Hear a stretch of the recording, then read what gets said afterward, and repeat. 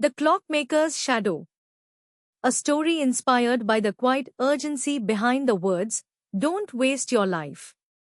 There once was a town nestled where the hills met the sea, an old, sloping place where morning fog curled around chimneys and seagulls marked the hours better than bells.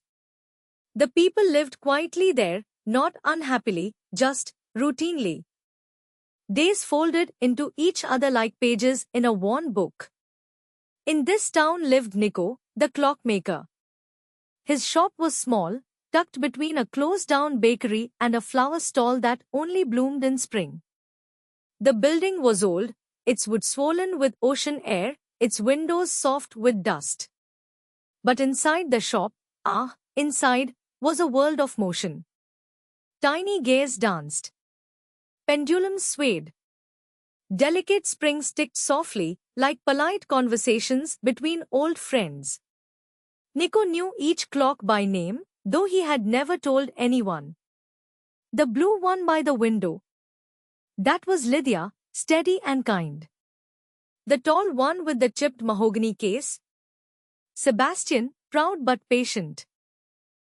And the tiny gold watch no bigger than a plum pit. Theo, quiet and curious. Each morning, before unlocking the door, Nico would wind the great tower clock in the village square and whisper, "Another day to notice." It was a habit he'd had for years. No one knew what he meant by it. Most walked past the tower without glancing up. Nico never married. Never left. Never did anything terribly wrong, but perhaps, he sometimes felt, not much terribly right either. His life was precise, well-ruled, and muted. But hidden beneath all that precision was something he rarely touched, a journal wrapped in cloth and tucked deep beneath the floorboards. It wasn't a journal of time or tasks. It held small regrets, moments unspoken, promises left unanswered, dreams too fragile to pursue. Nico believed there would always be time. Until the day time nudged him back. It happened on a Wednesday. A child entered his shop, barefoot, muddy, carrying an old broken watch. Her eyes were bright, her clothes stitched with threadbare care. "This stopped," she said, placing it on the counter. "It belonged to my grandfather. He said you once helped him, a long time ago. He said you fix more than just clocks." Nico blinked. The watch was familiar. Too familiar. He opened its back. Inside were 3 words, etched with care, "Don't waste it." Time slowed. Something stirred in Nico's chest. Not quite pain. Not quite grief. A kind of quiet awakening. He handed the watch back and said softly, "Come back tomorrow." But when she left, he didn't stay in the shop.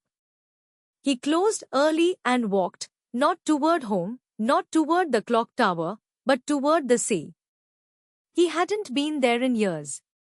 As he walked, memories loosened their knots. His brother's laugh on this path. A letter he never sent. A piano he never dared to play in public. The girl at the inn who once waited beneath a sycamore tree for an answer that never came.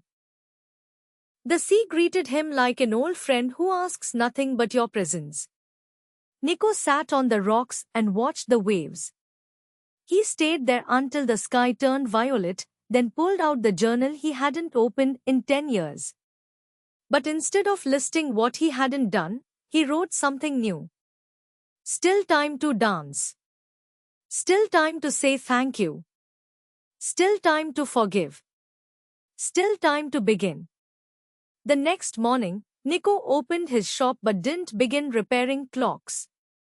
He wrote a letter. A real one. To his brother's son, the boy he had not spoken to since the funeral. He painted again. Not well, but freely. He knocked on the innkeeper's door and apologized, 20 years late. She smiled and handed him tea. When a visitor entered the shop that week, they noticed something new, a warmth in Nico's voice, a lightness in his hands. The clocks still ticked, but their rhythm had changed. They no longer marked passing. They marked presence. Children began stopping by just to listen to the ticks and chimes. Nico started teaching them not how to build clocks, but how to listen to them. To pay attention to what wasn't being said in a noisy world. He told them the story of the child who came with the watch. How 3 little words brought him back to life. Don't waste it. Years passed. Nico grew older, softer.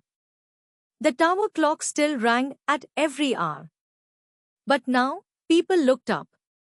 When Nico's time came, he passed quietly in his sleep, beneath the same sycamore tree he once ignored.